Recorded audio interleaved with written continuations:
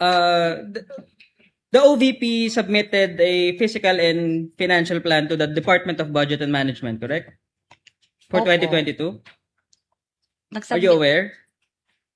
nagsubmit po ang OBP ng Physical and Financial Plan na required po sa DBM. At ito pong fiscal and financial plan is in support of the OVP's request for confidential funds noong 2022. Opo. And the PFP, which the OVP submitted to the Department of Budget and Management, is also based on the good governance program of the OVP, correct?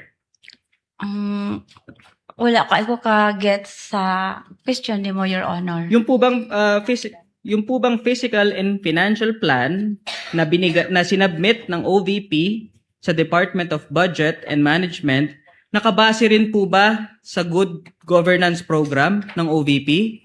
Opo, Your Honor. At matapos pong isubmit ang nasabing physical and financial plan, tama po ba na the Department of Budget and Management recommended the approval of the confidential funds to the Office of the President? Opo, Your Honor.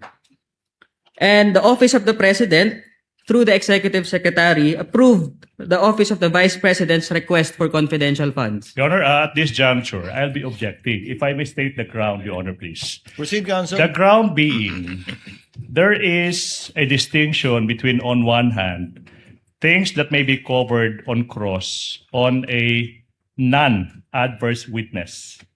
Totoo po, sa 2019 rules, nakasulat dyan, inamend ng Korte Suprema na po pwedeng magtanong on cross yung isang partido so long as on any relevant matter. Pero po, Your Honor, in the 2019 rules, hindi po nabago. Yung rule po that is applicable to adverse witness, nakasulat po sa rule sa adverse witness, po pwede lang mag-cross sa mga bagay na napag-usapan during redirect. Ulitin ko po, mas pinalawig ng 2019 rules yung cross-examination for ordinary witnesses. Pero sa adverse witness, which we have now, hindi po pinalawig ng Supreme Court.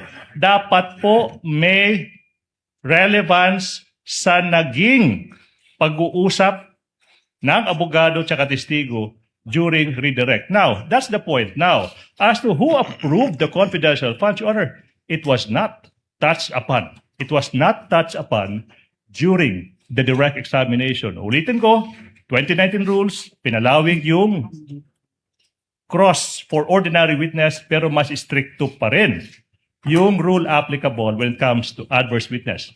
Objection, Your Honor, that's not allowed. During cross of an adverse witness, basis rules of court. Your Honor, may I respond? Of course you may. Your Honor, my inquiry is based on the fiscal and financial plan for 2022, which was the subject matter of the inquiry in the examination in chief, Your Honor. So the inquiry is necessitated to inform this honorable court of the entire picture. The court will, for the meantime, overrule the objection. Also because this has been established, but I would like to remind counsel, this has been established already by the previous witnesses, counsel, that the confidential funds was by virtue of Pasaro, and it is indeed in the document that you are referring to. Overall, witness may answer. May I repeat my question, Your Honor?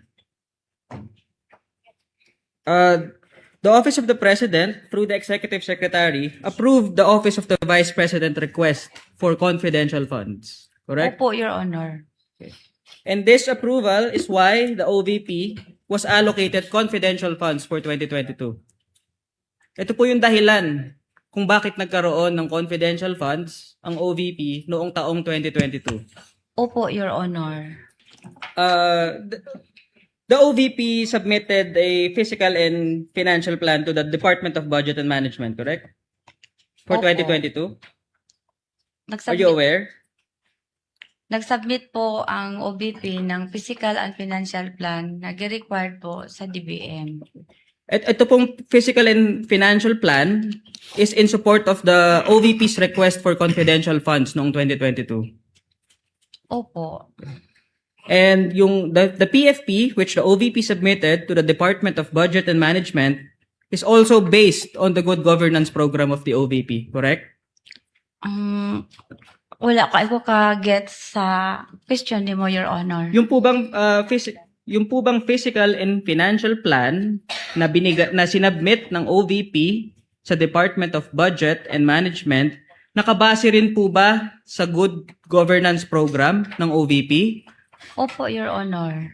At matapos pong isubmit ang nasabing physical and financial plan, tama po ba na the Department of Budget and Management recommended the approval of the confidential funds to the Office of the President? Opo, Your Honor.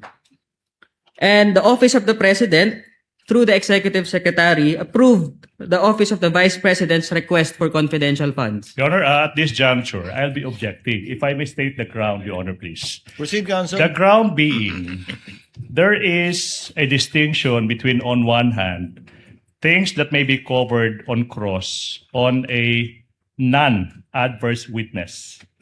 Totoo po, sa 2019 rules, nakasulat dyan, inamend ng Korte Suprema na po pwedeng magtanong on cross yung isang partido so long as on any relevant matter.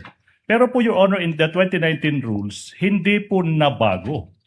Yung rule po that is applicable to adverse witness, nakasulat po sa rule sa adverse witness, po pwede lang mag-cross sa mga bagay na napag-usapan during redirect. Ulitin ko po, mas pinalawig ng 2019 rules yung cross-examination for ordinary witnesses.